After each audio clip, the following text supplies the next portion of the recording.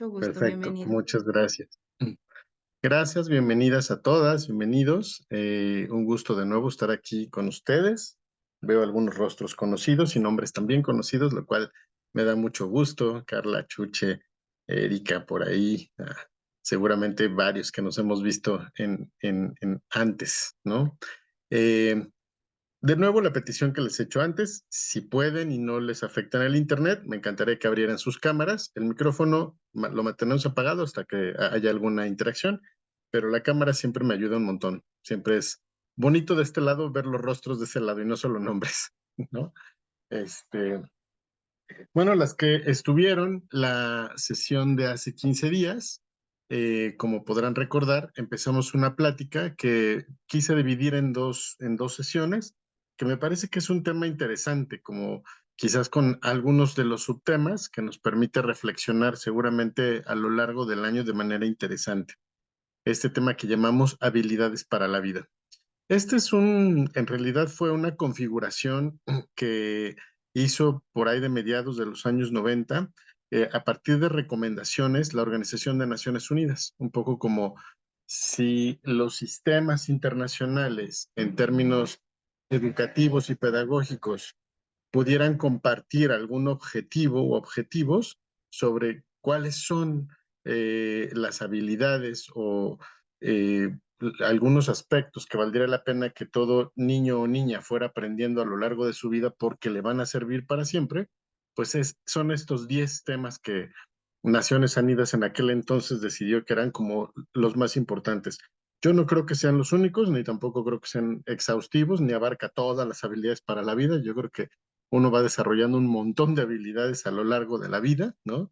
En diferentes momentos y etapas de nuestra vida. Sin embargo, me parece que son un buen punto de arranque. Entonces, me gustaría brevemente, para las que estuvieron hace 15 días, eh, déjenme compartir pantalla, y para las nuevas que se están sumando el día de hoy, que pudiéramos hacer un pequeño recuento muy breve de lo que empezamos a ver hace 15 días. ¿Ahí se ve bien la pantalla? Sí, Paco. Sí, Perfecto, gracias. Entonces, bueno, habíamos dicho que las habilidades para la vida básicamente abarcan como tres grandes esferas. Las esferas cognitivas o las habilidades cognitivas, las habilidades emocionales y las habilidades sociales. Son como estos tres grandes áreas de nuestro ser como seres humanos, es decir, todo lo que tiene que ver con nuestra forma de pensar, analizar, considerar, todo nuestro mundo psicoemocional que está vinculado lo cognitivo con lo emocional y que por supuesto eso cómo se refleja y cómo se pone en el mundo afuera con los demás, en la sociedad. Y empezamos a ver las primeras cuatro, ¿no? De estas 10 habilidades. Empezamos a hablar del autoconocimiento, de lo importante que era justamente tener una idea de quién soy yo, más allá de lo que los demás han definido de mí. Es decir, tener una clara idea de cuáles son mis límites emocionales, cuáles son mis habilidades y mis talentos cognitivos, mis habilidades sociales, mis limitaciones también, en qué situaciones yo necesito ayuda. Y esto es muy importante porque tiene que ver, como lo decíamos la vez pasada, de poder establecer ya en las relaciones y en las habilidades interpersonales, poder establecer límites adecuados, pero además saber construir las redes de apoyo que uno va a necesitar y necesita a lo largo de toda la vida. Seguimos hablando con el segundo punto, hace 2 semanas, sobre la empatía, ¿no? Esta capacidad de poder considerar la vida y la situación de la otra persona y empatar desde mi propia experiencia sabiendo que será diferente y eso me lleva a no emitir juicios. En el punto número 3, como habilidades de la vida, hablamos de la comunicación efectiva y la comunicación asertiva. Y aquí me gustaría preguntarles un poquito, las personas que estuvieran en la sesión pasada, ¿se acuerdan cuál era la característica de la comunicación asertiva? El que se perdía la escucha. Sí. Tenía una característica muy importante, ¿se acuerdan? Era una regla de 3 pasos, la comunicación asertiva, de 4 pasos. ¿Alguien se acuerda cuáles eran esos pasos? Bueno, yo recuerdo que era comenzar hablando de lo que yo siento, Pues, porque una hacia lo que alguien hace y abrir el diálogo. exacto. Entonces, la comunicación asertiva implica que yo pueda, en primer lugar, revelar lo que estoy sintiendo. Porque si no hacemos eso, es muy fácil que todo nuestro modelo de comunicación se convierta en acusativo. Cuando yo le digo a otra persona que no me gusta cuando grita o que no hace bien las cosas o que no puso en orden su cuarto o que no hizo bien su trabajo, lo que estoy utilizando es comunicación acusativa. Solamente pongo el dedo en lo que el otro hace. Para que una comunicación sea asertiva, yo tengo que empezar revelando qué es lo que yo siento, qué es lo que a mí me pasa con lo que hace la otra persona. Y entonces es muy importante que yo en primer lugar revele lo que estoy sintiendo, en segundo lugar que pueda hacer una petición muy concreta y en tercer lugar abrir un diálogo o establecer unas consecuencias, ¿no? Eh, Veíamos algún ejemplo y hicimos un pequeño ejercicio la vez pasada sobre cómo podríamos convertir un diálogo acusativo en un diálogo asertivo, ¿no? No es lo mismo decirle a alguien en casa, por ejemplo, eh, es que siempre gritas o levantas la voz o deja de gritar, que sería como una acción imperativa o una comunicación acusativa, a decir, me doy cuenta que yo me siento intimidada o me siento molesta cada vez que tú levantas la voz. Ese sería revelar lo que siento. El paso número 2 sería hacer una petición concreta. Entonces puedo decir, por ejemplo, te voy a pedir que cuando tú y yo hablemos no me levantes la voz. Tercer paso, abrir un diálogo o una consecuencia, porque si tú levantas la voz, yo doy por terminada la comunicación, me doy la vuelta y me voy hasta que puedas hablar sin gritar. Eso es asertivo porque me permite mostrarle a la otra persona que con lo que hace a mí me pasa algo. Y esta comunicación asertiva, que es una regla muy simple de 3 pasos, nos lleva y nos permite establecer una eh, mucho mejor calidad y profundidad de comunicación y nos sirve para todas las áreas de nuestra vida, para todas las áreas de nuestra vida. Sea que estemos hablando con la pareja, que estemos hablando con los hijos, que estemos hablando con un jefe o un colega en el trabajo, la comunicación asertiva siempre es una gran competencia, una gran habilidad, porque nos permite generar diálogos muchísimo más profundos y con mayor claridad. En el cuarto lugar, estábamos hablando de las relaciones interpersonales, de cuáles son los aspectos importantes que tendríamos que desarrollar como habilidad en las relaciones interpersonales, ¿no? Y básicamente hablábamos al final del círculo virtuoso del diálogo. Y esto implica que para que yo construya relaciones interpersonales tiene que haber una serie de factores importantes que nos van a permitir, ¿no? Y es esta diapositiva que la veíamos y justamente es como esta serie de valores que se establecen a la hora que yo establezco un diálogo, que la idea es que pueda tener siempre una disposición hacia el diálogo, que ese diálogo genere confianza, que haya apertura, que el diálogo nos lleve a una reflexión, pero sobre todo que el diálogo también nos haga sentir valorados y que el diálogo sea una manera en la que yo valoro también a la otra persona. Cuando yo grito, cuando yo doy el avión, cuando yo regaño, faltan muchos de estos elementos, pero sobre todo uno de los elementos más comunes es que no hay valoración. Cuando yo menosprecio, cuando yo insulto, cuando yo grito, cuando yo me burlo, ahí no hay valoración. Entonces, estos 5 elementos me parece que son muy importantes de recordarlo. Y uno de los aspectos, también la semana antepasada hablábamos muy brevemente, era ¿cuáles son como estas 5 esferas que nos permiten generar buenas habilidades interpersonales? Una de ellas es la adaptabilidad, es decir, la capacidad de adaptarme a las situaciones cuando estoy en convivencia con otras personas. Inteligencia emocional, que es un poco lo que estamos haciendo el día de hoy. La inteligencia emocional tiene que ver con cómo conozco y utilizo mis recursos emocionales para poder tener un mejor diálogo y una mejor convivencia con los demás en todos mis vínculos. Habilidades comunicativas, que tiene que ver con esto que acabamos de hablar, de comunicación efectiva y comunicación asertiva. Manejo de conflictos, ahorita lo vamos a ver como uno de los puntos de las habilidades para la vida, que son muy, muy importantes, porque ese es uno de los temas que nos fallan a los seres humanos de manera importante. Y me parece que otra habilidad sumamente importante en el tema o vinculado a las habilidades interpersonales es tener un sentido de comunidad, o sea, darnos cuenta de cómo lo que pensamos, decimos y hacemos tiene un efecto, nos demos cuenta o no, pero tiene un efecto en nuestros círculos. Primero, por supuesto, nuestros círculos más cercanos, nuestra familia, nuestra pareja, nuestros hijos, pero sin duda alguna va teniendo un efecto también en otras esferas y en otras áreas de nuestra vida y a veces no nos damos cuenta hasta dónde puede alcanzar. Entonces, vamos a empezar hoy con la quinta habilidad de la vida, que es esto que llamamos toma de decisiones.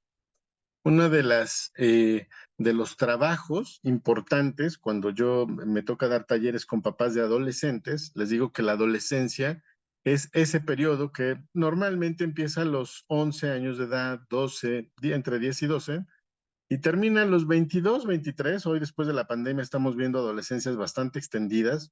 Antes de la pandemia, pues oficialmente decíamos que la adolescencia terminaba a los 20, 22 cuando mucho, pero después de pandemia hoy vimos que la generación en particular que les tocó estar entre 15 y 17 años, entre 14 y 17 años, y les tocó pandemia, retrasaron muchísimo su adolescencia. Entonces, hoy estamos viendo jóvenes de 23, 24 años con actitudes de chicos de 17 años, de 16, porque retrasaron mucho sus habilidades interpersonales. Pero una de las habilidades muy importantes que todo adolescente tiene que aprender para convertirse en adulto es saber tomar decisiones. Y aquí es muy importante, sobre todo para los que son papás y mamás, es importante que los chicos y las chicas vayan aprendiendo a tomar decisiones desde pequeños, que ante diferentes opciones puedan los demás ir aprendiendo a elegir y saber qué es lo que es mejor para ellos o para ellas. Una de las cosas que yo veo mucho en el consultorio como psicoterapeuta es que cuando hay papás o mamás muy controladores o controladoras, demasiado restrictivos, que con frecuencia le dicen al hijo o a la hija qué es lo que tiene que hacer y qué es lo bueno para él o por ella, lo que me queda claro es que son chicos que llegan a los 23, 24 y no tienen idea de para dónde caminar en la vida, porque siguen esperando a que papá o mamá dirijan sus vidas. Entonces, algo muy importante es promover que los chicos, que las chicas vayan teniendo una capacidad de decisión. Y hablamos de toma de decisiones, que justamente es una de las habilidades que está vinculada a las capacidades cognitivas, pero también las emocionales y relacionales, porque nos va a permitir a lo largo de toda nuestra vida decidir entre diferentes opciones, no solo en actividades pequeñas en el día a día como qué voy a comer o qué se me antoja cenar, sino en decisiones importantes a lo largo de nuestra vida como qué carrera quiero estudiar, qué trabajo quiero escoger, quiénes van a ser mis amigos para el resto de la vida, con quién quiero hacer pareja, si quiero ser pareja, si no quiero ser pareja, si quiero ser papá o mamá o no quiero. Entonces, esas decisiones tienen que venir de un ejercicio de mucha conciencia. A mí me preocupa mucho porque estamos viendo, ¿no? Justamente hace una semana pertenezco a un grupo de psicoterapeutas que nos reunimos una vez al mes de diferentes países. Somos un grupo de 25 colegas que hacemos algunos ejercicios de supervisión y revisamos como un poco, pues ahora sí que cómo está el panorama en estos diferentes lugares. Y algo que nos preocupa y que vemos en casi todos los lugares es adolescentes que se están convirtiendo en adultos, que están llegando a los 22, 23 años con una enorme dificultad para tomar decisiones en su vida. con poca capacidad de análisis, con poca capacidad de pensamiento crítico. Ahorita vamos a hablar un poco del pensamiento crítico, pero y con bajas habilidades interpersonales, es decir, con poca capacidad de escucha, con poca capacidad de diálogo, sin habilidades de comunicación asertiva. Y entonces, eso veíamos justamente que nos preocupa porque son chicos y chicas que van saliendo al mundo laboral y peor aún, son los siguientes papás y mamás de la siguiente generación. Entonces, pero justo lo que eso tiene que invitarnos es a los que estamos en esta generación, cómo los estamos educando a ellos, qué herramientas también les estamos dando para que puedan aprender a tomar decisiones de manera importante, ¿no? Eh, Hace poquito, justamente tengo un paciente, ¿no? Y uno de sus temas es que es un papá controlador, ¿no? Y entonces uno de los grandes ejercicios de los que él se sentía muy orgulloso y me platicaba ahora, dice que en las vacaciones hizo el ejercicio, salieron de viaje con la familia 10 días. Y entonces le dejó a sus dos hijos, que son adolescentes, una tiene 17 y el otro tiene 15, que ellos iban a decidir las actividades de los últimos 4 días. Y entonces para mí fue un gran ejercicio. Le dije, ¿cómo te sentiste? Me dice, pues claro que por adentro me estaba revolcando del enojo y del coraje porque cada decisión que tomaban había cosas en las que yo no estaba de acuerdo. Me dice, pero me acordaba de ti y dije, tienen que ejercitarlo, tienen que... Entonces ellos decidieron a dónde comimos los cuatro, a dónde tuvimos que caminar, si íbamos a tomar el metro o el camión o si... Y le dije, qué bueno, ¿y cómo te diste cuenta? O sea, ¿cómo te sentiste? Y pues al final me dijo, pues sí me di cuenta que también no está nada mal soltar el control un rato y que puedo confiar más en mis hijos y que sí son capaces de tomar decisiones. Le dije, eso me da mucho, mucho gusto, porque sí es una habilidad súper importante que los jóvenes tienen que aprender y urge que aprendan. Eh, Cuando hablamos de la toma de decisiones, hablamos de una facultad muy importante que es la intuición, que es algo súper complejo de definir. Pero en términos generales, cuando hablamos de la intuición, a nivel personal, siempre lo percibimos como si fuera un sentido interno, como una brújula que nos guía, ¿no? Entonces, cuando uno dice es que tengo la intuición de que puede pasar esto o de que sí puedo lograr aquello, y entonces en realidad es una experiencia sumamente compleja porque es un modo de procesar la información que nos va a permitir hacer juicios o tomar decisiones sin que necesariamente haya un análisis racional. Esto tiene que ver porque se activan un montón de informaciones que están almacenadas a partir de todas las experiencias que vamos acumulando a lo largo de nuestra vida y que van generando patrones en la manera en cómo interpretamos la realidad.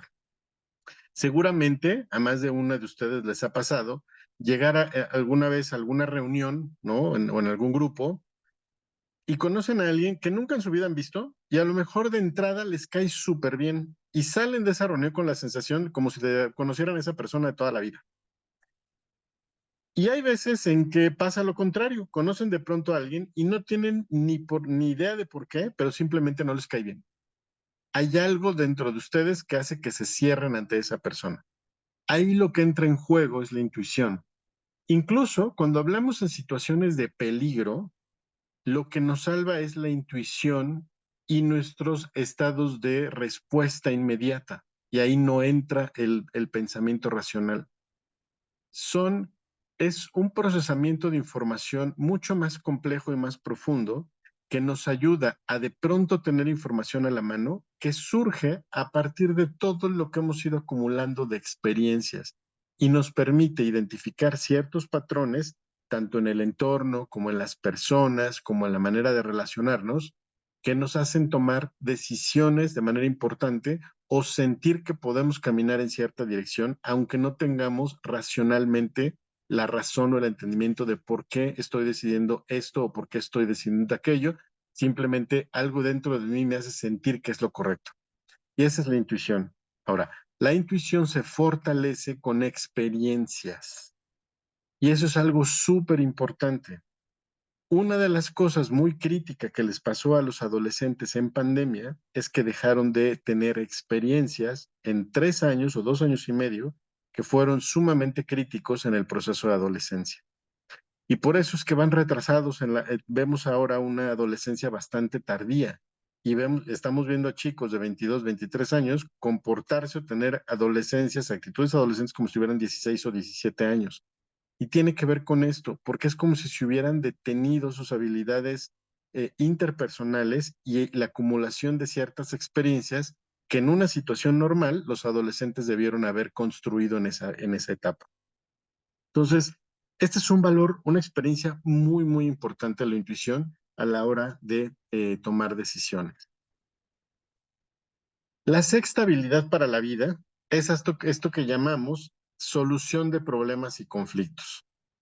Y es fundamental porque, pues, si lo vemos con toda honestidad, es algo que no hemos podido resolver ni dominar los seres humanos. Basta ver la cantidad de conflictos y guerras que hay en todo el mundo, no solamente afuera, sino también hacia adentro y adentro de casa.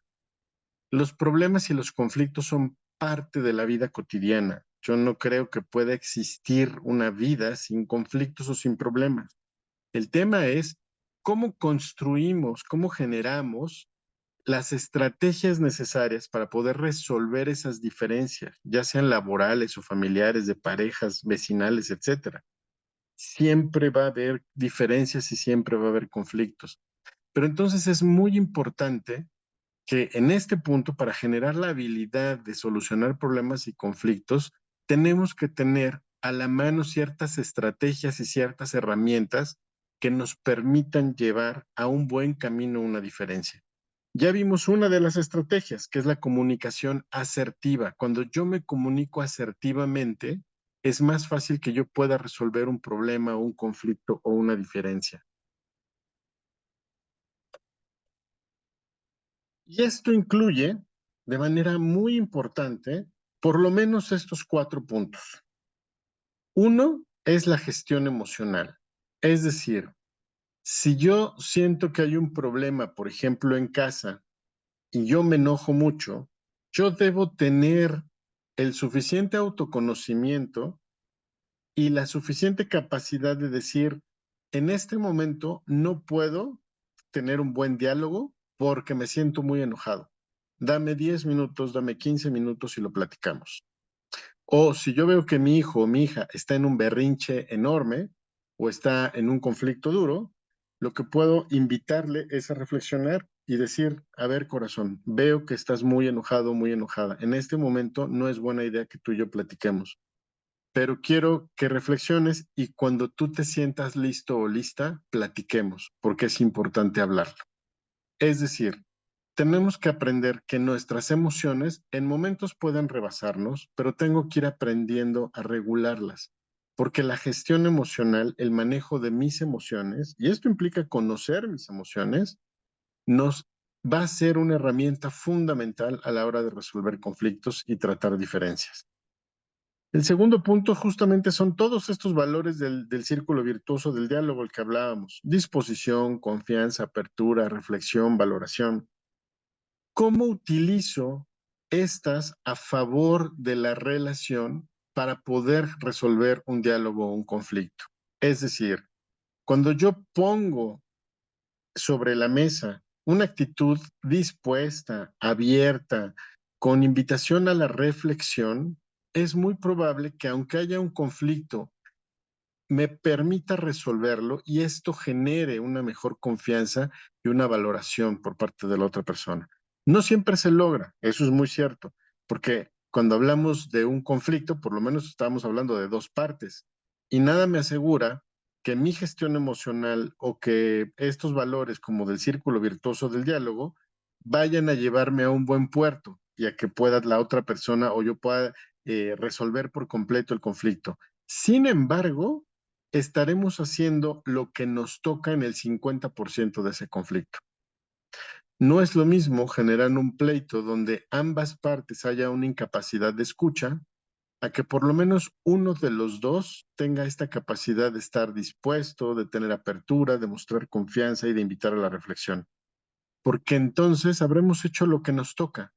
Y aunque no se resuelva el conflicto, nosotros estaremos abonando con estrategias muy claras para poder resolver una diferencia o un conflicto. Comunicación efectiva y asertiva, como lo vimos la sesión pasada. Es importante poder aprender no solamente a comunicar de forma adecuada lo que quiero decir, centrarme en el mensaje importante que quiero decir, pensar en las formas más eficaces y eficientes para comunicar lo que quiero decir, sino también de manera asertiva, es decir, comunicando lo que siento a través de ese mensaje. Y finalmente, es importante reconocer si en algún punto de un conflicto hay la necesidad de una mediación. Esto es muy importante. Y a ver, esto pasa en todos los niveles. Lo vemos a nivel internacional, ¿no? Donde claramente un país como Israel, ¿no? Y un grupo dentro de Palestina, que no es el pueblo de Palestina, que es un grupo, generan una violencia brutal que ha terminado con una matanza como teníamos mucho que no veíamos. Y ha tenido que intervenir, yo siento, de manera bastante ineficaz y poco clara, eh, organizaciones como Naciones Unidas. Pero lo mismo pasa a nivel de pareja. Hay veces en que la pareja no ha construido o no tiene las herramientas adecuadas para poder generar una solución de conflictos. Y si esto se prolonga, es muy probable que la pareja necesite mediación. Y ahí es donde a veces un amigo, una buena amiga, alguien más neutro, a lo mejor un sacerdote, un consejero espiritual o un psicoterapeuta, hacemos esa mediación donde podemos ofrecerles una mirada externa a un conflicto que tal vez permita ver a las partes en conflicto algunas situaciones que no están viendo en ese momento. Pero entonces, por lo menos estos primeros 3 puntos, que son la gestión emocional, la consideración de los valores del círculo virtuoso del diálogo y una comunicación efectiva y asertiva, nos van a permitir tener una mejor posibilidad de generar resolución de conflictos y problemas, porque eso es algo que vamos a enfrentar toda la vida. Ahora, vamos a hablar de la siguiente habilidad, que es promover el pensamiento creativo. Y esto es algo muy, muy importante. Me gustaría hacer un pequeño ejercicio antes de que continuemos con este punto, justo para darnos un poquito de cuenta de qué ocurre, qué recursos podemos utilizar cuando se trata de promover el pensamiento creativo. Voy a pedir dos voluntarios. ¿Quién dice yo? Para hacer un pequeño ejercicio, vamos a hacer un juego muy chistoso, muy rápido, va a ser muy breve. ¿Carla? Venga, Carla, ya tenemos una voluntaria. Pero ¿Quién es, sí. nues- ¿Quién es nuestra otra voluntario o voluntario? ¿Quién dice Ujú. yo?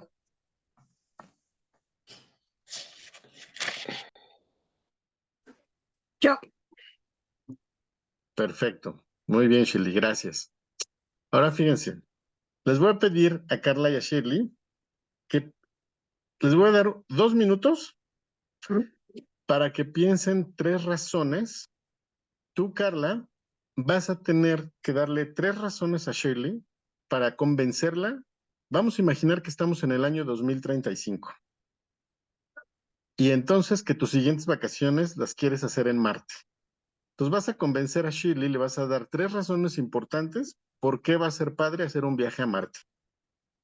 Y tú, Shirley, vas a pensar en 3 razones por qué de ninguna manera sería bueno viajar a Marte. Entonces les doy 2 minutitos para que piensen en sus 3 razones y las escriban. Escriban sus 3 razones. Intenten que sean lo más persuasivas, lo más... Tienen que convencer a la otra persona. Carla va a tener que convencer a Shirley de que vayan a viajar a Marte juntas y Shirley va a tener que convencer a Carla que no hay posibilidad de que se vayan juntas a viajar a Marte. Entonces Ok. piensen en esas 3 razones, 4 razones, las que quieran. Les damos un minutito.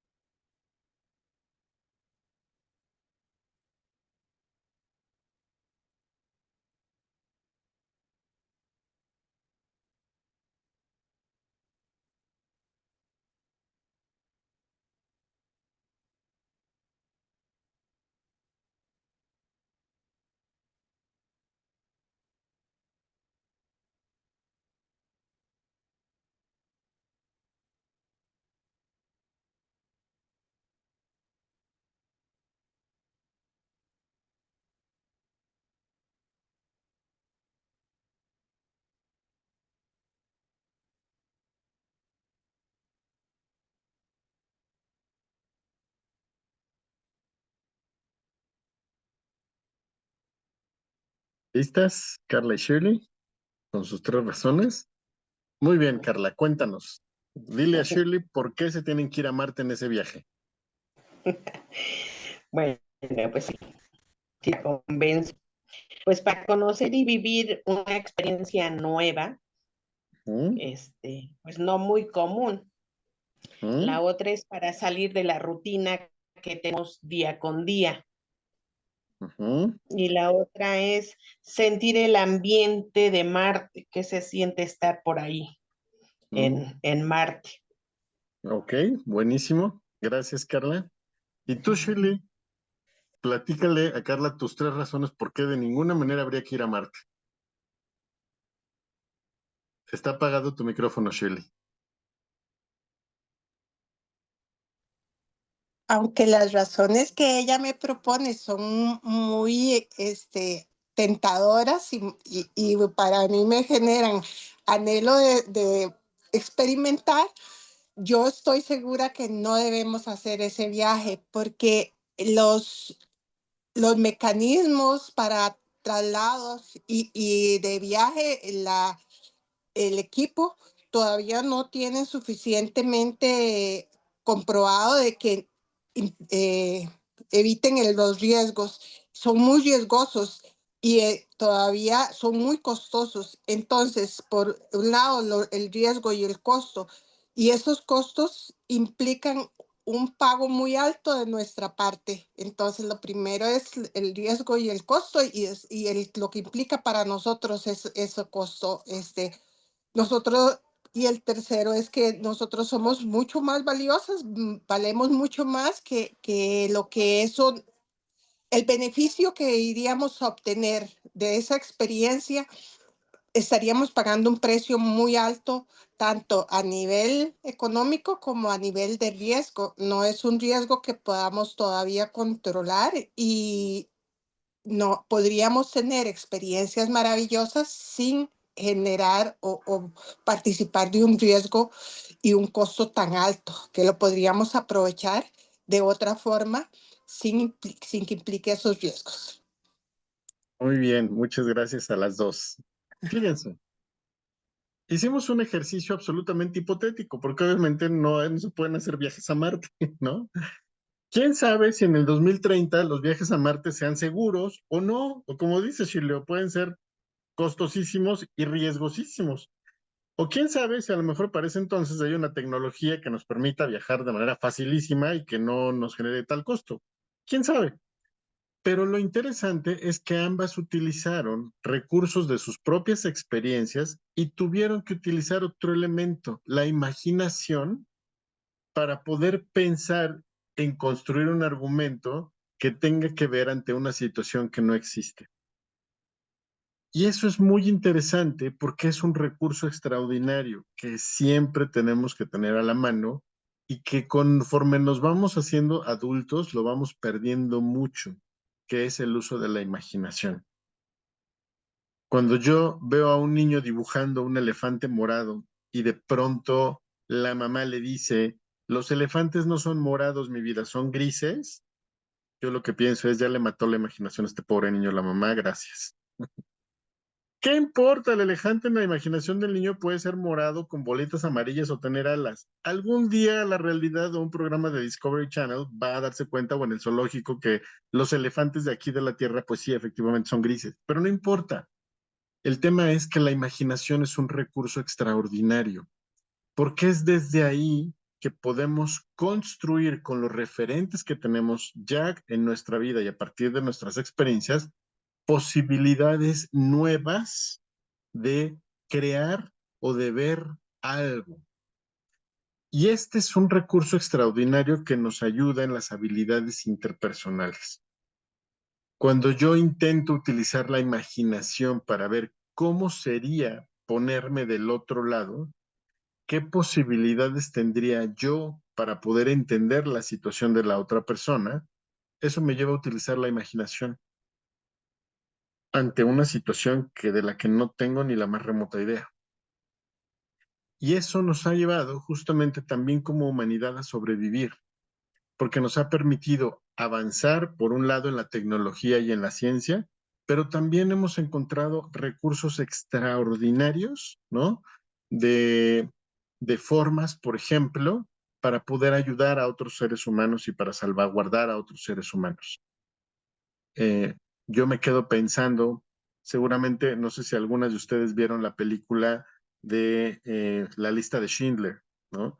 De este famoso empresario alemán que en la Segunda Guerra Mundial, él decidió salvar a miles de judíos a través de hacerle creer al Estado alemán que necesitaba trabajadores y que después los iba a aniquilar. Pero lo que hizo fue un engaño y se tuvo que inventar todo un sistema y un modelo empresarial para, para poder salvar a judíos. Lo mismo pienso, por ejemplo, en la dictadura de Franco, ¿no? Hubo un par de navieras pescadoras que a través de inventar el incremento al comercio entre España y el viejo mundo, especialmente México, estos capitanes y los dueños de las navieras, fueron como 4 barcos, lograron sacar de España a cientos y cientos de niños que México les dio refugio en los años 40. Es decir, la imaginación, la solidaridad, son elementos que tienen mucho que ver con el pensamiento creativo. Entonces, esto es algo que necesitamos definitivamente seguir fomentando. Entonces, el pensamiento creativo, fomentar el pensamiento creativo implica pensar fuera de la caja, mover nuestros patrones habituales de ver al mundo para poder crear algo nuevo, algo diferente. Es importante recuperar la curiosidad porque conforme nos hemos hecho adultos, nos contamos una idea muy rígida y muy fija del mundo y de pronto voy reduciendo mis fronteras. Y la curiosidad siempre nos lleva a mover esas fronteras y aprender más. De alguna manera, el pensamiento crítico combina la imaginación, la fantasía y la experiencia. Por eso cuando somos chiquitos, cuando somos niños, niñas, aprendemos a través del juego, porque es la fantasía y la imaginación, dos extraordinarias capacidades cognitivo-emocionales que nos permiten irnos vinculando con el mundo. Y el tema es preguntarnos y reconocer como adultos qué tanta curiosidad hemos dejado de tener en el mundo, qué tantas ideas rígidas he construido en mi vida, qué tantos pensamientos dejé de cooperar y de compartir por de pronto creer que la vida es solo de cierta manera y me hago una película fija de lo que yo creo que debe ser el mundo. Entonces, promover el pensamiento creativo es promover muchas otras habilidades para seguir creciendo y mejorando en todos los aspectos de nuestra vida. Sin duda alguna, por ejemplo, son herramientas que yo me doy cuenta cuando doy terapias de pareja, por ejemplo, con mucha frecuencia lo que veo es que la pareja llega un poco aburrida por no cambiar, un poco aburrida por siempre estar en lo mismo, por haber hecho de su relación algo bastante hecho, rígido y habitual. Y cuando empezamos a trabajar, mucho de lo que les dejo tiene que ver con actividades para poder incrementar el pensamiento creativo y promover cosas nuevas en la relación, para que puedan recuperar el sentido, sobre todo de curiosidad.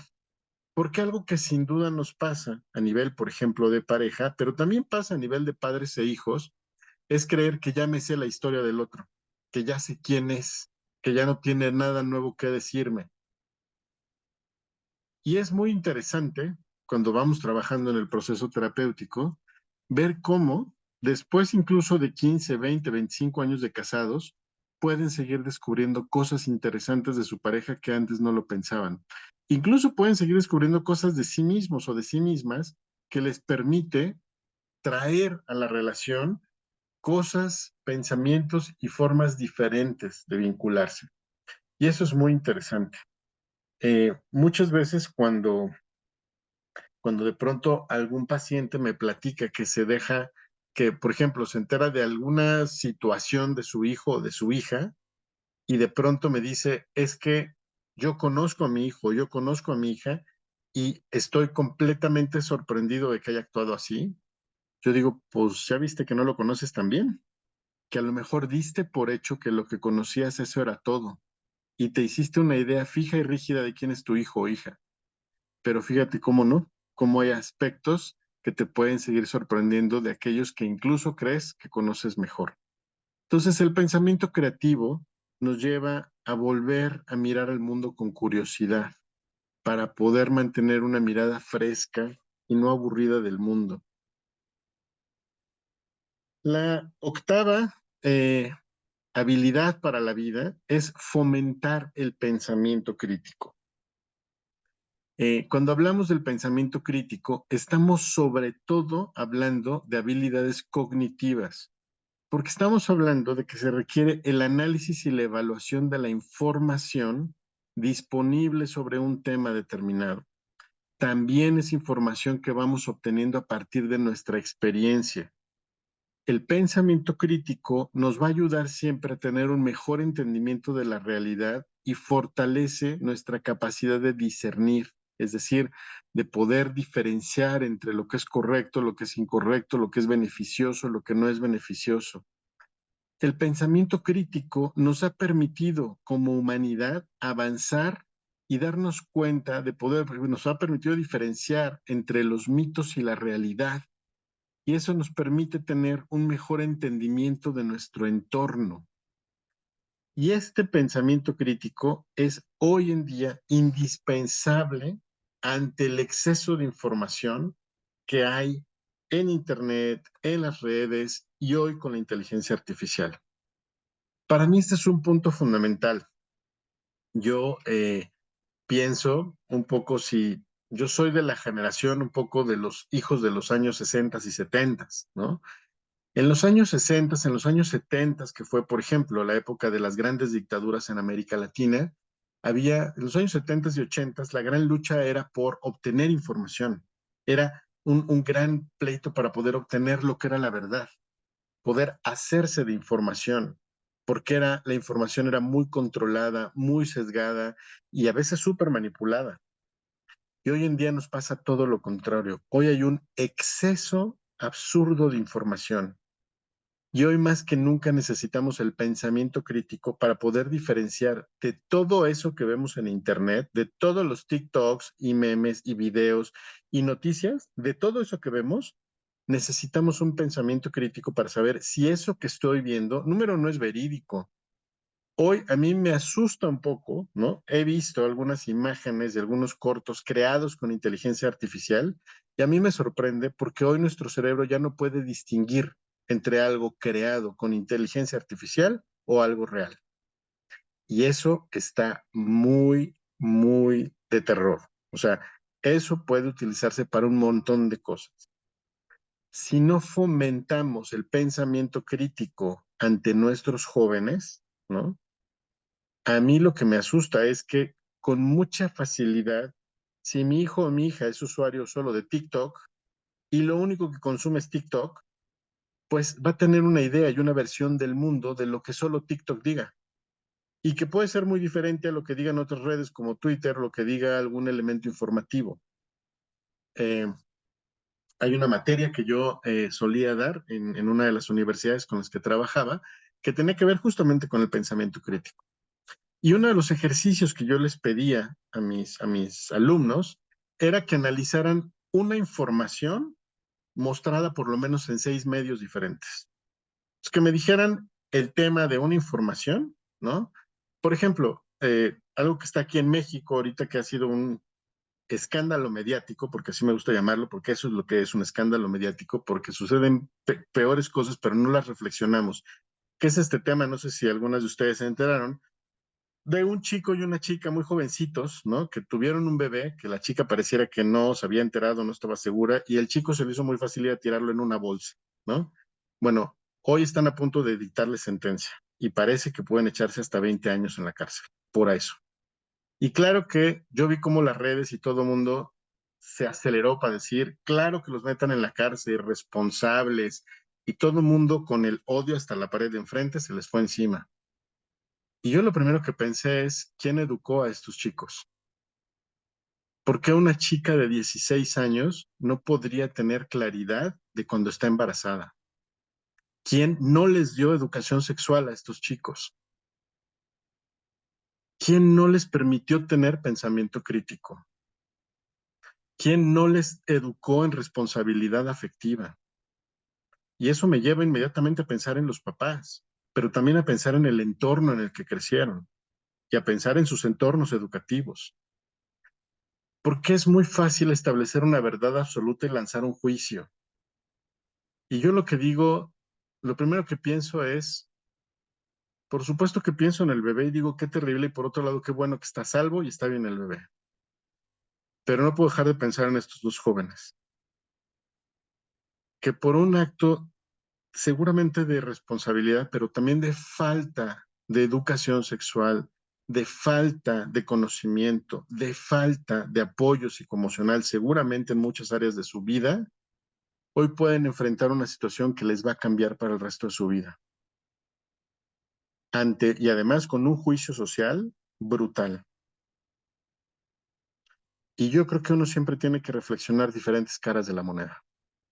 Porque si no, cuando nos quedamos con una sola imagen, corremos el gravísimo riesgo de irnos a lo contrario del pensamiento crítico, que es el pensamiento dogmático. Y eso es muy peligroso. El pensamiento crítico nos ayuda a tener una mirada analítica. Requiere que yo ocupe mis recursos mentales, cognitivos, para hacer un análisis de la información, para hacer una síntesis, para poder tener un pensamiento y un entendimiento que me permita ver diferentes aristas de esta realidad. Y a mí hoy me preocupa justo lo que en los años 70 lo difícil era conseguir información, hoy lo difícil es saber qué de toda esa información es verídica. Y por eso hoy más que nunca me parece súper valioso, muy, muy valioso, los esfuerzos honestos que se hacen en periodismo a través de Internet. Porque le han demostrado a las grandes televisoras, particularmente en México y en gran parte de América Latina, hablo de Televisa y de TV Azteca, cómo han manipulado brutalmente la información a lo largo de décadas. Y hoy hay muchos otros medios por los que la gente puede acceder ante una información con diferentes miradas sobre ese mismo punto. Y creo que hoy Internet genera un punto mucho más democrático, donde la gente puede tener acceso a otras informaciones para darse una mejor idea de la realidad. Pero eso requiere de pensamiento crítico. Porque si solo nos metemos sin saber qué vamos a buscar o sin tener un poco de análisis, nos puede generar un enorme desazón porque son toneladas de información. Toneladas. Por ejemplo, a mí no me deja de sorprender cómo una situación como lo que está pasando en Rusia o Ucrania, o el conflicto de Israel-Gaza, ¿no? Que no es conflicto, se parece más a un genocidio que otra cosa, pero, o sea, cómo uno, depende de la noticia que veas, depende si escuchas a la BBC de Londres, o a ABC News de Estados Unidos, o al Clarín de Argentina, o al Financiero de España, uno va a obtener informaciones y miradas completamente distintas sobre un mismo hecho. Y la pregunta es, ¿y quién tiene la razón? ¿Y será que solamente partan de un punto de vista? ¿Será que habrá intereses atrás para mostrar ese punto de vista? Tenemos que hacernos de pensamiento crítico. Y hoy más que nunca a los chicos y las chicas, ante la era de la información, urge construir pensamiento crítico. A mí me da gusto que hay algunas universidades que empiezan a meter la materia, sobre todo en carreras de comunicación, de relaciones políticas, relaciones internacionales y otras carreras, empiezan a meter la materia de pensamiento crítico. Porque los chicos y chicas necesitan aprender a utilizar la cabeza para poder discernir, para poder diferenciar y poder hacerse un juicio crítico, amplio, profundo de la realidad. Nuestra realidad es muy compleja. A mí me parece que cuando elaboramos una sentencia y decimos esto es blanco o esto es negro, estamos simplificando la vida. Y muchas veces lo que veo justamente es que cuando somos dogmáticos en que esto está bien, esto está mal y ya, y no analizamos otras cosas, lo que perdemos es la complejidad del mundo. Lo que perdemos es la oportunidad de darnos cuenta que hay elementos a veces mucho más humanos, mucho más profundos que hay detrás. Entonces, el pensamiento crítico es una habilidad fundamental para la vida y yo diría hoy más que nunca absolutamente necesaria, porque es una habilidad que si no la tenemos a la mano, los chicos y chicas se pueden perder hoy en día con todo lo que hay en Internet.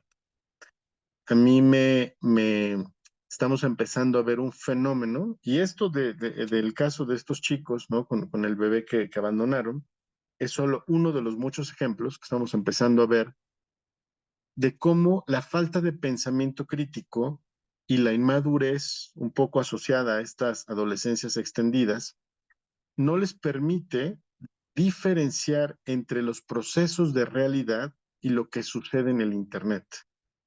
En el Internet y en las redes uno puede insultar, blasfemar, decir, amenazar y no pasa nada. Pero así no es en la vida real. Si voy yo amenazo o insulto a mi vecino, es muy probable que me dé un fregadazo, cuando menos. O si me toca un loco de vecino, se puede poner peor. Pero los chicos no están sabiendo hacer esa diferencia entre lo que pasa en el mundo virtual y lo que está pasando en el mundo real. Y eso me preocupa. Cuando otro caso espantoso que me pareció en una secundaria, a una chica haciéndole bullying, la tiraron de un segundo piso. Y oyendo a uno de los chicos lo que decía es que no creímos que se fuera a lastimar. Y cuando yo me quedo pensando de nuevo, ¿quién no le fomentó a este sonso el pensamiento crítico? A lo mejor en Internet cree que puede disparar o en un juego o en un videojuego, aventarse de una torre y no pasa nada, o en las películas, pero en la vida real le va a costar probablemente que esta chica no vuelva a caminar el resto de su vida.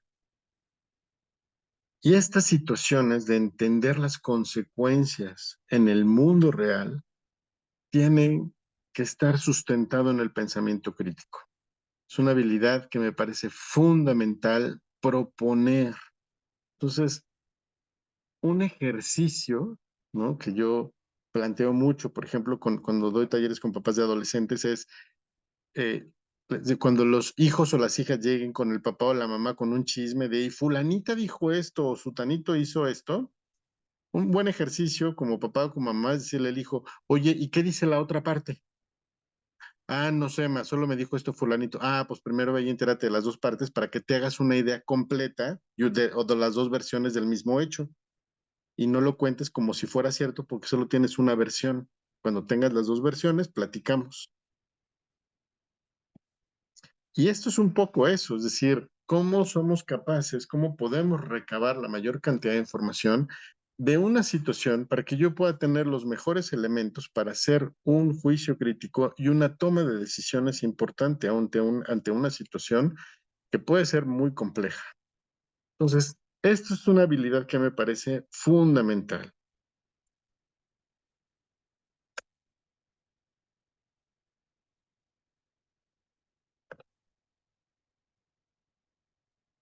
Nueve. La siguiente habilidad me parece igual de importante, que es la conciencia emocional y la autorregulación emocional. Y esto implica reconocer y diferenciar nuestras emociones y nuestros sentimientos, saber para qué sirven las emociones, cómo se sienten a nivel corporal, cómo se pueden expresar adecuadamente, pero también cómo expresarlo con otras personas. Este es un factor, una habilidad que a mí me parece muy, muy importante, porque sigo viendo todavía dos fenómenos muy importantes. Cada vez menos en jóvenes, pero todavía lo sigo viendo con mucha frecuencia. En el sistema tradicional educativo que recibimos, por lo general, el que llamamos sistema patriarcal, las niñas son desde muy chiquitas, las mujeres son desde muy chiquitas entrenadas a servir a otros. Son entrenadas a jugar con las muñecas, la casita, la comidita, la maestra, la doctora. Es decir, para cuando cumplen 10 años, tienen perfectamente interiorizado que una de las razones de la vida es atender a otros y atender las necesidades de otros. Y en eso va el tema de cuidados. Las niñas aprenden desde muy chicas a cuidar. Cuando, cuando yo oigo decir o hablar sobre el instinto materno de los cuidados, yo tengo mis serias dudas. Y no es que dude de esta parte intuitiva de las mujeres, pero lo que veo clarísimamente es que hay un entrenamiento que las mujeres sí reciban que los hombres no. Los hombres no cuidamos. Los hombres desde que somos chiquitos jugamos al fútbol, a las luchitas, a las carreras. A nosotros se nos entrena en la competencia, no en la colaboración. Las mujeres aprenden a ser cooperativas y los hombres aprendemos a ser competitivos. Y entre otras cosas, a los hombres desde muy niños nos desregulan ciertas emociones. Y dos muy graves para los hombres, la tristeza y el miedo. Hay muchos estudios muy interesantes hoy, lo suficientemente importantes, que demuestran cómo los niños varones a partir de los 11, 12 años empezamos a perder vocabulario emocional. Porque una vez que entramos a la adolescencia, empezamos en una competencia férrea con otros hombres. En la secundaria y la prepa, eso se pone peor, donde todo el tiempo tenemos que estar demostrando que somos hombres. Y entonces tienes que ser el más fregón en fútbol, o el más popular, o el de mejores calificaciones, o el que conquista más chicas, pero es una competencia que no para. Y no para nunca, no para nunca. Porque uno puede ver a hombres cincuentones fanfarrones siguiendo demostrando quién trae el mejor carro, quién tiene el mejor trabajo, quién gana más, quién tiene la mejor casa en no sé dónde. Es igualito. Eso no para. Es una competencia que en la época de adolescencia se desregula de manera muy importante dos emociones. La tristeza, que se empieza desde muy niños, cuando a los niños les dicen no llores porque eres niño, no llores porque vas a parecer nena, no llores porque te van a decir maricón. Pues claro que para cuando el niño cumple 10 años ya no llora. O llora con vergüenza, o si llega a llorar, siente vergüenza de sentir dolor, por ejemplo, y se siente menos. Para cuando tiene 18, no les cuento, ya no siente la tristeza, ya está perfectamente entrenado a no sentir tristeza o a esconderla de una manera brutal. Pero otra desregulación que me preocupa aún más, y es el miedo. En esta presión que empieza en la adolescencia, en la secundaria y en la prepa, empiezan hombres contra otros hombres diciéndole, no seas maricón, no seas sacatón, haz esto, aviéntate. Y entonces, cuando eso se combina, cuando los chavos aprenden a manejar o empiezan en el uso de drogas o empiezan con alcohol y combinan eso, pues basta que 3 onzos de prepa vayan encima de un carro con 4 cubas o chelas encima y uno de ellos le diga, métele, no seas miedoso, para que terminen estrellándose y matándose. En México, y estoy casi seguro que en Estados Unidos la cifra es bastante similar, la causa de muerte es número 1 de hombres entre 16 y 22 años, es decir, de adolescentes, son accidentes automovilísticos vinculados a drogas y alcohol. Esa es la causa número 1 de muerte en adolescentes hombres. Las mujeres no se mueren en esa edad de esas cosas. Los hombres sí nos matamos de eso. La segunda causa de muerte son homicidios en la misma edad y la tercera causa de muerte son suicidios. Las mujeres no se mueren de eso en esas edades, ¿eh? Ni con mucho. Entonces, cuando yo veo estas cosas y empezamos a buscar el origen, ¿por qué los hombres sí nos matamos de esas cosas? En México, de cada 100 suicidios, 98 son hombres y 2 mujeres. En Estados Unidos la cifra no es muy diferente. De cada 100 suicidios, 91 o 92 son hombres y 7, 8 mujeres. ¿Por qué los hombres terminamos matándonos? Y una de las razones fundamentales es porque tenemos desregulado el miedo, porque tenemos desregulado el afecto, porque tenemos desregulada la capacidad, la necesidad de pedir ayuda. Los hombres no sabemos pedir ayuda. nos tragamos todo nuestro mundo emocional y creemos que eso es ser fuertes, porque vivimos en un mundo que nos enseñó a que eso es ser fuertes. Y lo que digo es que nos han engañado brutalmente primero a los hombres, porque eso no es ser fuerte, eso nos hizo insensibles, no fuertes, que son dos cosas muy diferentes.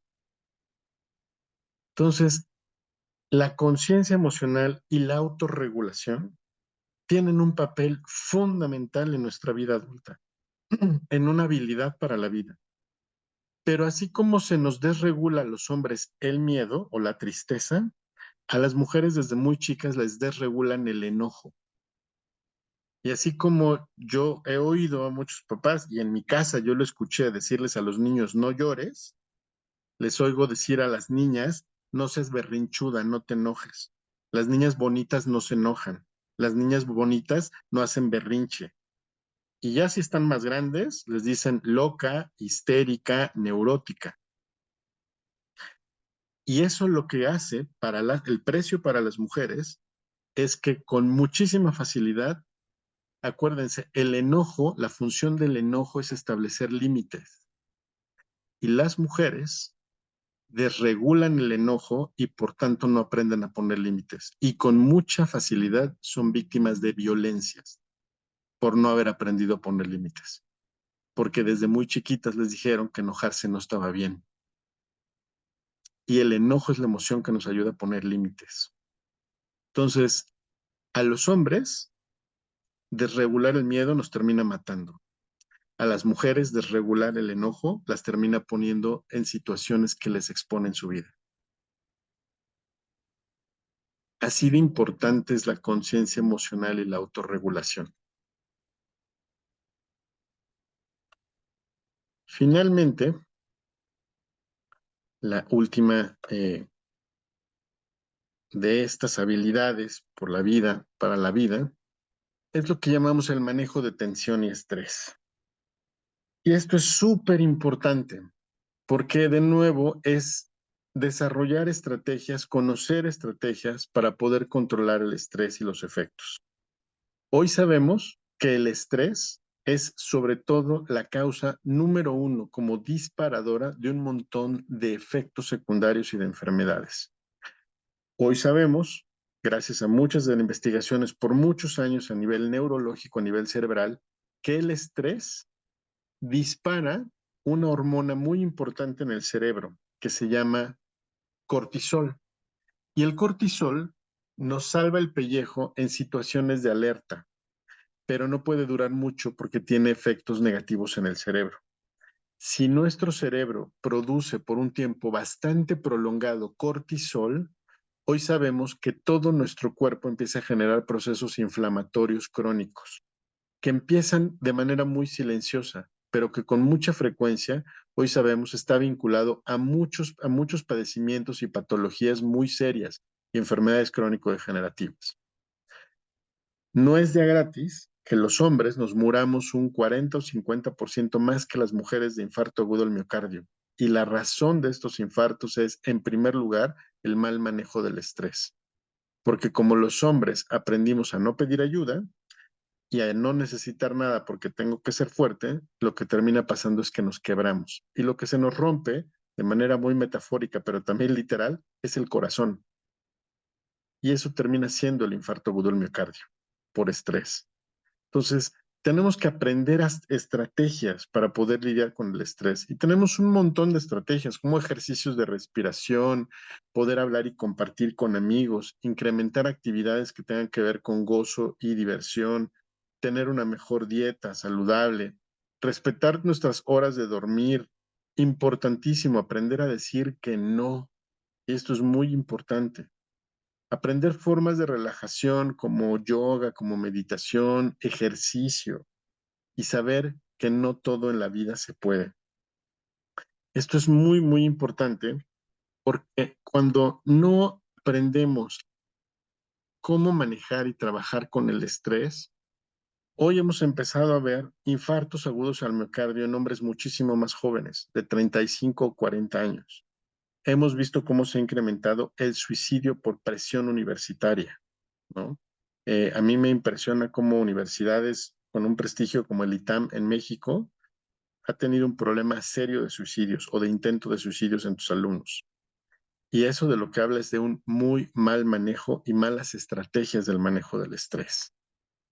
Entonces, estas 10 habilidades, la idea es que nos permitan reflexionar sobre cuáles de estas tenemos, cuáles hemos cultivado a lo largo de nuestra vida. ¿Qué tanto nos conocemos? Por ejemplo, hablando del autoconocimiento, ¿qué tanto me conozco? ¿Cuáles son mis límites, mis umbrales, mis capacidades, mis potenciales? ¿Qué tipo de relaciones me hacen muy bien y qué tipo de relaciones no me hacen nada bien y por tanto hay personas que tengo que evitar? ¿Qué entornos me favorecen, me enriquecen como persona? ¿Y qué entornos y personas no solo no me aportan, sino me contaminan? Y tengo que aprender ahí a saber, es un poco como si sé que la leche entera me hace daño, pues no me acerco, no pido y no como cosas que tengan leche entera. Y lo mismo un poco nos pasa con las personas. Si sé que hay cierto tipo de personas que no me hacen bien, lo que tengo que hacer es alejarme y cuidarme, porque eso tiene que ver con mi capacidad de poner límites, con mi capacidad de autorregulación emocional, con mi gestión emocional. Entonces, la idea es un poco reflexionar, ¿no? Ver cómo incluyo en mi vida en general, pero también en mi día a día, actividades y estrategias que me permitan, por ejemplo, fomentar mi pensamiento creativo o mi pensamiento crítico.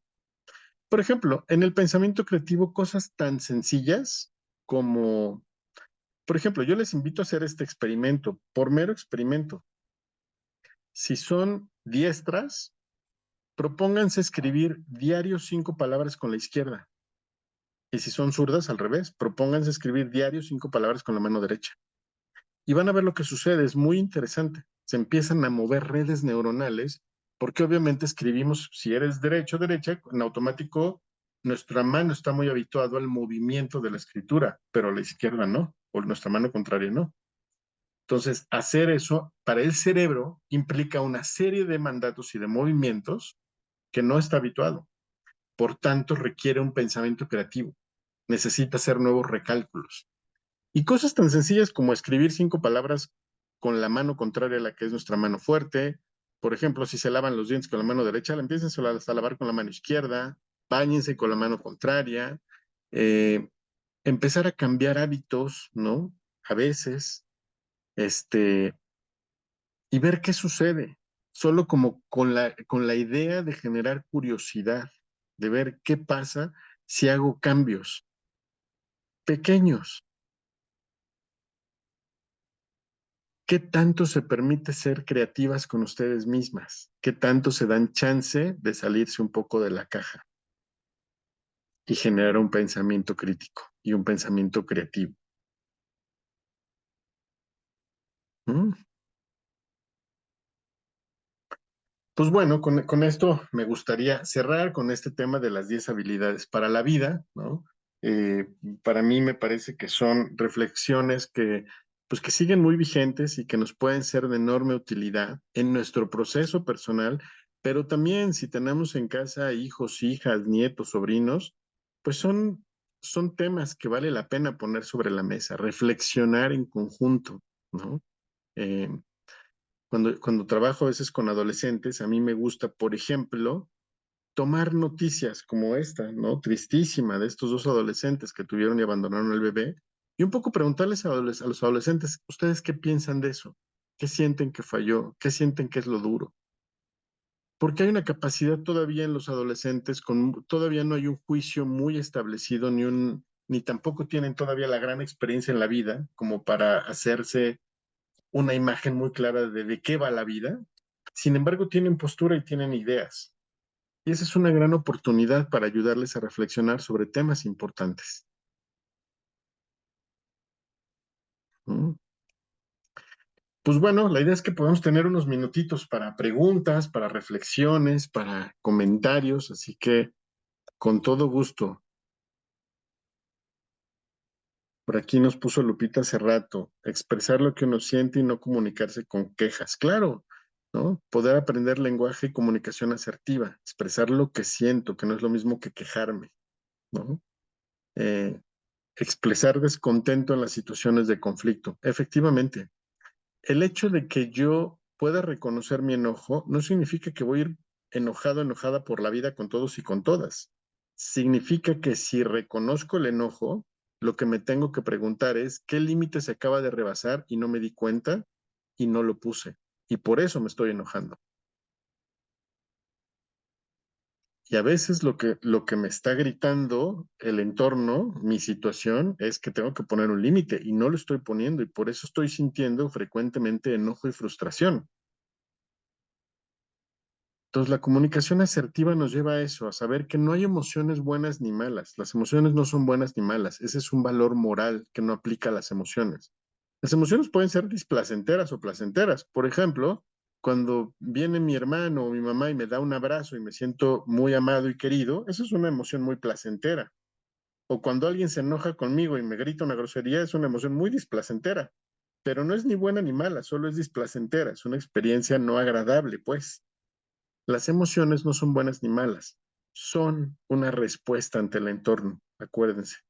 No tienen la categoría de buenas ni malas. Todas las emociones cumplen una función. El miedo, la tristeza, el enojo, la angustia, la frustración, la ansiedad, el afecto, el cariño, la añoranza, todas.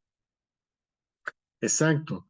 Uno puede expresar lo que siente sin agresión. Uno puede estar profundamente enojada sin tener que agredir a nadie. Uno puede decir con toda contundencia, en este momento me siento fúrico y no tengo ganas de verte ni de hablar contigo. Necesito que me des una hora porque ahorita no te quiero ver. Y no tengo que levantar la voz, no tengo que gritar, no tengo que insultar. Solo tengo que ser muy claro y decir que estoy enojado, que estoy enojada, que algo me molestó. Y no tengo que agredir, no tengo que insultar, pero tiene que quedar claro que estoy enojado, o triste, o melancólico. Y entonces pido algo, dependiendo de eso que estoy sintiendo. Ujú. Cuéntenme, ¿qué van reflexionando? ¿Qué preguntas les vienen? ¿Qué se quedan pensando, sobre todo a nivel personal? Compártanme un poquito antes de que terminemos. Si quieres te comparto yo, Paco, algo. Gracias, Chuche. Este, todas estas, bueno, estas técnicas que estás compartiendo son muy comunes en educación, ¿verdad? Por ejemplo, el pensamiento crítico, el pensamiento creativo, tenemos que usarlo. También el decidir, todas esas técnicas, pero la mediación, ¿no? Para ayudarse uno al otro, etcétera. Pero ahorita que te estoy escuchando, me concienticé, que yo ya no doy clase, pero me concienticé como que tuve un espacio entre educación y la vida que estoy viviendo ahora. Y me he olvidado de esas técnicas como que eso era para educación y no es cierto. Estas técnicas son para la vida diaria, para la, ¿cómo se llama? Para la misión, para acompañamiento espiritual.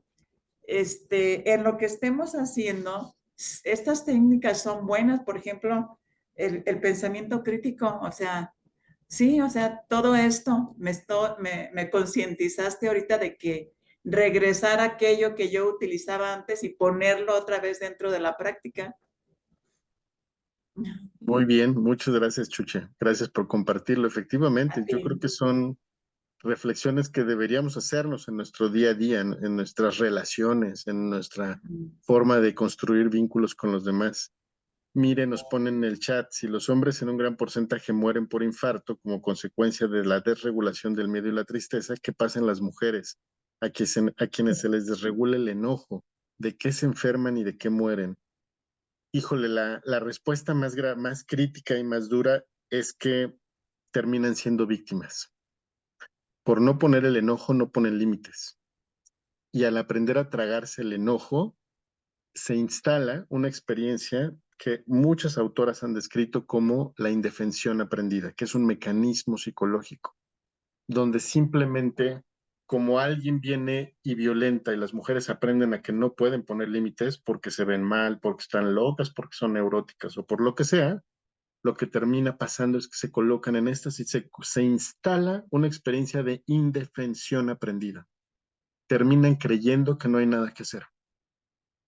Y lo que les pasa es que se exponen a situaciones de mucha violencia porque no aprenden a poner límites.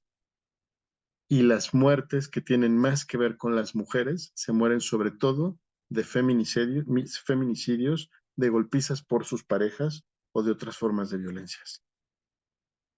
También hay algunos estudios que empiezan a demostrar cómo ciertas hormonas generadas en particular con el enojo, que tiene que ver con el cortisol, de nuevo, la producción de cortisol por muchísimo tiempo, se va hacia adentro y de pronto el cuerpo ya no es capaz de poder procesar tanto cortisol.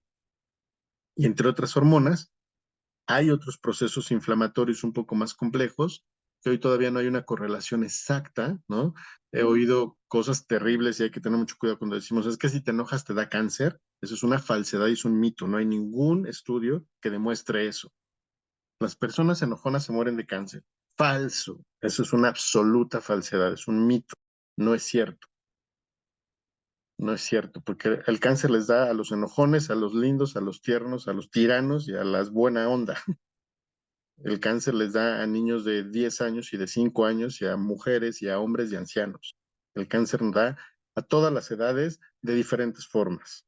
No hay ningún solo estudio válido que el día de hoy relacione cáncer con enojo, por ejemplo, que es un mito muy popular. Hay que tener cuidado con eso que decimos. No. Desafortunadamente, el enojo desregulado en las mujeres termina colocándolas como víctimas y se exponen a situaciones por no aprender a poner límites. Esa es una de las cosas más serias que yo he visto, ¿no? Por ejemplo, una de las cosas que yo constato una y otra vez a lo largo de todos los años en mi experiencia como terapeuta, yo no he tenido en mi consultorio una sola mujer que no haya sido víctima de alguna forma de violencia, ya sea física, verbal, psicológica, emocional, sexual o laboral, o todas las anteriores. Una sola de todas mis pacientes a lo largo de todos estos años, no he tenido una sola que no haya sido por lo menos víctima de alguna forma de violencia. Y esto tiene que ver con la manera en cómo desregulan el enojo.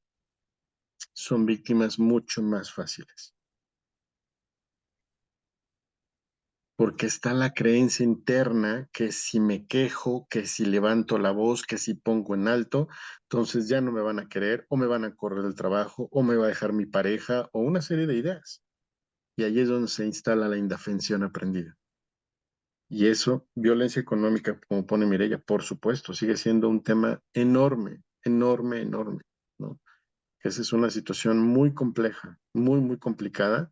Y aquí lo que yo veo es una chamba durísima y una deuda que tenemos los hombres históricamente con las mujeres, ¿no? Yo en los últimos años me he especializado en masculinidades, trabajo mucho con hombres, muchos de mis pacientes son hombres, la mayoría de mis pacientes son hombres, y trabajo y doy talleres para hombres, porque sí creo que los que tenemos una deuda pendiente histórica con generar una sociedad más equitativa somos los hombres. Las mujeres han hecho una chamba enorme.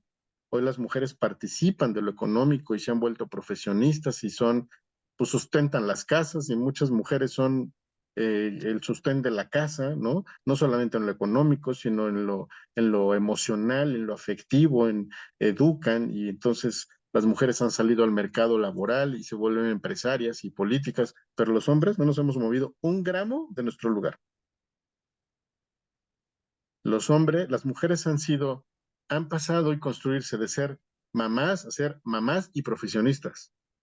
Los hombres no hemos dejado de ser trabajadores y ya. Es decir, históricamente, básicamente, no nos hemos vuelto mejores papás, ni esposos más amorosos, ni hermanos más cooperadores, ni más empáticos. Eso es un tema, tenemos una chamba enorme que hacer los hombres. Por eso trabajo con talleres de masculinidades con hombres. Porque sí lo que digo es, necesitamos hacer algo para parar justamente esta situación tan crítica. Necesitamos transformar entre todos y todas, ¿no? Yo llevo 20 años formándome, tomando formaciones y maestrías y otras cosas en psicología. Y todo este tiempo, siempre soy de los poquitos hombres en mis grupos. Por ejemplo, en mi maestría de sexualidad éramos 22 alumnos, de los cuales 17 eran mujeres y éramos 5 hombres. En mi formación internacional de parejas eran 14 mujeres y éramos 3 hombres. Y así les puedo decir todas. Es decir, lo que yo sí veo claramente es que las mujeres están chambeando por transformar las realidades de muchos ambientes. Pero los hombres, yo tengo que trabajar, dicen los hombres, ¿no? Mi chamba es proveer. Y eso es lo que terminamos creyendo, o sea, de veras los hombres, ¿no? Y esa es una de las cosas con las que trabajo en consultorio con los hombres, porque de pronto oigo a hombres decir, bueno, es que yo me parto el lomo allá afuera, ¿no? Yo le digo, sí, y te creo que te partes el lomo, pero solo acuérdate que ser proveedor no te hace papá, ni te hace marido, ni te hace buena pareja. Eres buen proveedor, pero eso no te hace buena persona. Eso solo te hace buen proveedor. Y esa es una responsabilidad que tienes con tus hijos, ¿no? O con la pareja que estás construyendo. Entonces los hombres tenemos que reflexionar sobre cómo está nuestro mundo emocional, pero también las mujeres que están educando a hombres que tienen hijos varones, pues ojo con estos valores, para que las mujeres de la siguiente generación no se expongan, puedan poner límites, puedan poner su enojo con claridad, puedan decir un no contundente y claro. Tenemos que crear comunidades más amorosas, más equitativas, más respetuosas, con capacidades de construir diálogos afectivos, efectivos, asertivos. Yo creo que se puede, pero es un proceso educativo, ¿no?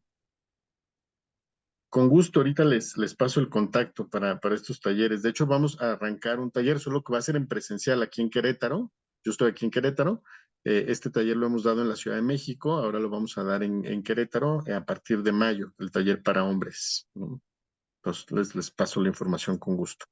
Ahorita les paso los datos.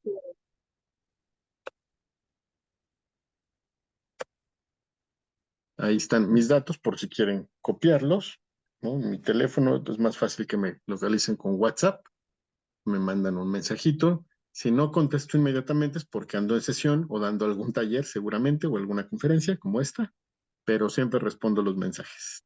De eso pueden estar seguras. ¿Mm?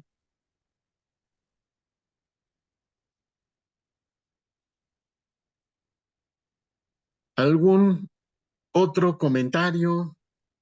Ah, dice Mireya, pero con los cambios en la sociedad de que las mujeres trabajan y proveen, los hombres han ido dejando esas responsabilidades y ya ni proveedores quieren ser. Desafortunadamente también está pasando un poco, ¿no? O sea, sí estamos empezando a verlo más. No es el común todavía. O sea, yo sí creo que la mayoría de los hombres sigue teniendo sobre el lomo el peso de que solo valemos si somos proveedores y si no, pues somos proveedores, entonces no valemos. Pues todavía hay mucha carga en ese sentido desde la masculinidad tóxica, pero, pero tengo esperanza en que podemos chambear. Podemos hacer un trabajo educativo también conjunto, ¿no? Eh, pero sí creo que es un trabajo conjunto. Y de nuevo, fíjense cuántas mujeres hay aquí y cuántos hombres hay conectados. Este es un reflejo muy claro de quién se está educando para transformarse y para transformar la sociedad. Entonces es interesante. ¿Algún otro comentario, pregunta, algo que quieran compartir? Tal vez si a mí me permite compartir la experiencia de que me ofrecí cuando Sí, usted, cuando usted dijo, bueno, para no olvidarlo, agradecerle muchísimo, me parece súper valioso y efectivamente yo creo que las gracias. mujeres tenemos muchísimo interés en ser mejores y en mejorar la sociedad. Realmente creo que es el común. Y bueno, bendito Dios. Y bueno, ojalá que, que nos lo permita el Señor.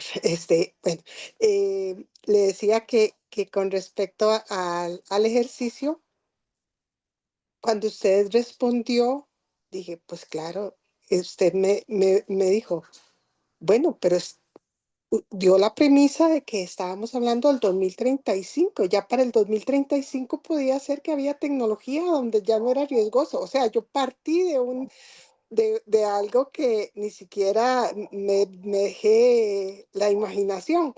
Claro que también la premisa era que tenía que dar los argumentos por qué no. Entonces busqué argumentos por qué no, pero con algo de que todavía no me dejé. Podría ser que ya para el 2035 efectivamente ya sean seguros, no sean tan costosos, sean más factibles y pueda uno.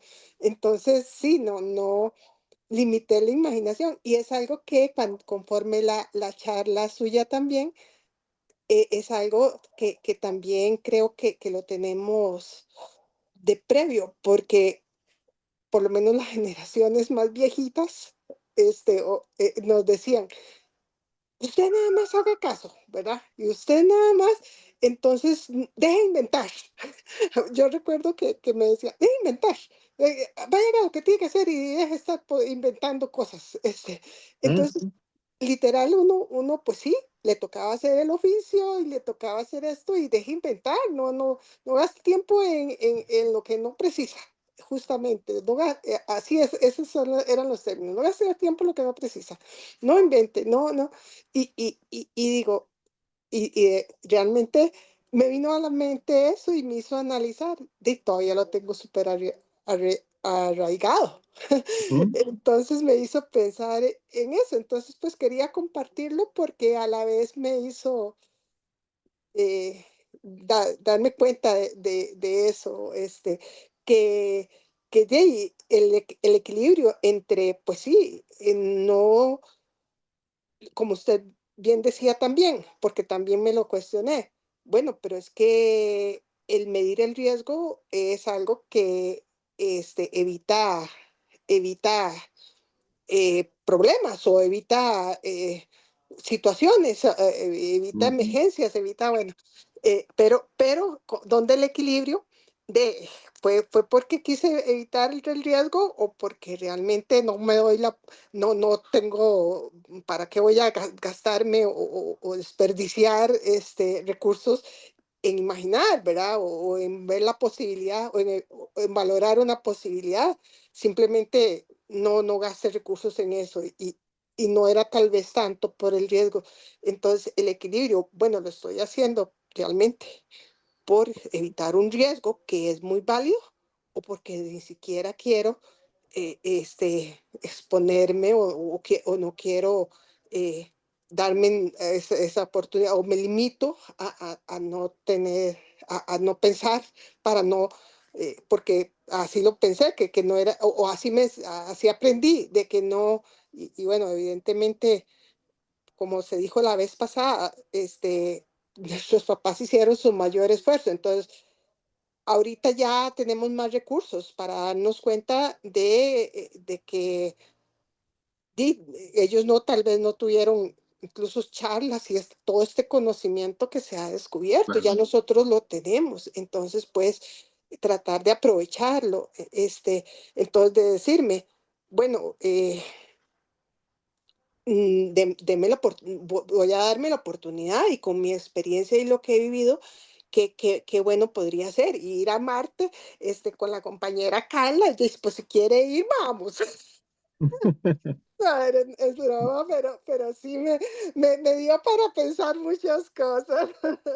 Gracias, Shirley. Muy Gracias. cierto. Y me parece profundamente honesto tu comentario. Es cierto, a veces tomamos decisiones quizás desde el miedo porque no nos arriesgamos a pensar distinto, a buscar otra manera. Por eso creo que es importante no dejar de jugar, no importa cuán adultos seamos. Necesitamos divertirnos. Y a veces nuestras redes neuronales, o sea, tenemos tan editada la película de quién soy que no me atrevo a otras cosas. Y a veces habría que preguntarnos si puedo hacer otras cosas y que puedan ser divertidas y que me pueda hacer crecer. Perdón, creo que Yolima tenía levantada la voz, ya no le di, ya tenía levantada la mano. Sí, sí, Sí, Yolima. ¿sí me escucha? ¿Sí me Sí, escucha? sí. Ok. Eh, Creo que ha sido muy interesante esta noche, doctor, que usted nos ha aclarado, ¿verdad?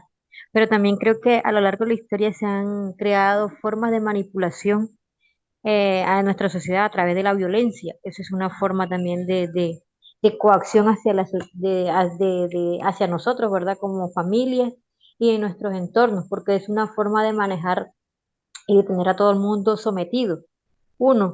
Y también que no, cuando hay un salmo que dice, ojalá escuché hoy la voz del Señor y no endurezcáis vuestro corazón. O sea, quiere decir que Dios, ¿verdad? Nosotros cuando no escuchamos endurecemos nuestro corazón, y eso quiere decir que también eso nos lleva a, en vez de construir nuestra sociedad, a endurecer, a destruir nuestra sociedad nosotros mismos, cuando no ejercitamos la escucha. Entonces, o también durante la historia, también durante la época romana, también se crean formas de distracción, y creo que a través de las redes, esa forma de manipular a nuestra sociedad, crear un control mental, ¿verdad? Y llevarnos hacia un punto y manejarnos en una forma discreta a través de las redes sociales. Por eso creo que es muy importante construir pensamiento crítico, ¿no? Y de nuevo, el pensamiento crítico es tomar la información desde diferentes lados, consultar fuentes, que eso es muy importante, sobre todo en Internet, aprender a consultar fuentes, ¿no? Por ejemplo, a veces es muy fácil compartir una noticia por WhatsApp con la familia y no constatamos de dónde es la fuente de esa noticia. Y a veces sin darnos cuenta compartimos cosas falsas, por ejemplo, o noticias equivocadas. Entonces, tenemos que, hoy más que nunca, urge el pensamiento crítico. Nos urge construir pensamiento crítico porque hay un exceso de información y es muy fácil eh, perderse entre tanta información. No es tan sencillo hacer como un discernimiento más claro. Y sí creo por eso que necesitamos construir eh, una mejor conexión, buen corazón, pero con una mente muy amplia y crítica, ¿no? De no dejar estas dos cosas que hoy más que nunca son fundamentales, ¿no? Para poder tener claridad y discernir qué es lo que a qué nos estamos enfrentando. Doctor, y otra cosa es la distorsión de la realidad, ¿verdad? Entonces ya no se distingue qué es real y qué no es real. Eso está destruyendo también a la conciencia de las personas, más que todo de los jóvenes, porque ya no sabemos, no podemos distinguir entre qué es real y qué no es real. Y cuando vamos a la vida real, realmente cuando nos salimos del celular, que realmente lo que es interactuar con nuestra sociedad, ahí se está viendo los problemas, porque realmente se está creando, se está alimentando más ese mundo irreal que realmente en lo que vivimos en nuestra sociedad. Es bueno, sí, desarrollar la imaginación, como lo decía Einstein, que había que desarrollar la creatividad, ¿verdad? Porque eso nos lleva a mundos, a descubrir cosas que no están a nuestro alcance, no estamos en el tiempo, ¿verdad? Exactamente, pero ¿de qué manera o de qué forma podemos implementar esa información moralmente? ¿Cómo podemos, por ejemplo, el uso de la inteligencia artificial, cómo puede ellos manejar, ¿verdad?, nuestra mente en una forma discreta, ¿verdad? Pueden ejercer control mental de una sociedad que la pueden manipular hacia ciertas cosas, ¿verdad? O alejarnos de Dios o acercarnos a Dios, ¿verdad? Entonces, se dice en la escritura eso, ¿verdad? Que eso siempre ha sido, ese es un mecanismo de cómo alejarnos de Dios. Porque cuando nos alejamos, cuando dejamos de discernir, dejamos de pensar y se deja de crear una sociedad sabia, pasa esto, llegamos a momentos de violencia y de distorsión de la realidad. Y ya no podemos distinguir, ¿verdad? Usted decía, por ejemplo, también estaba recordando algo cuando usted habló del conflicto entre Israel y Palestina. Los israelíes nunca han puesto bombas ni se han inmolado. En cambio, los musulmanes sí se inmolan, ¿verdad? Entonces, Creo que la es muy mayoría de importante. sus... Digo, Sí, yo la sí creo que mayoría de... necesitamos pensamiento crítico. Lo que hoy el Sí, gobierno de Israel hace contra Palestina es casi un genocidio. Y no estoy sí, sí, justificando y cuando hablamos de los palestinos, no confundirlos con Hamas, que es un grupo terrorista. Los palestinos es un pueblo, no es un grupo terrorista. De sí, pero nuevo, jamás... vuelvo al Sí, sí, pensamiento crítico.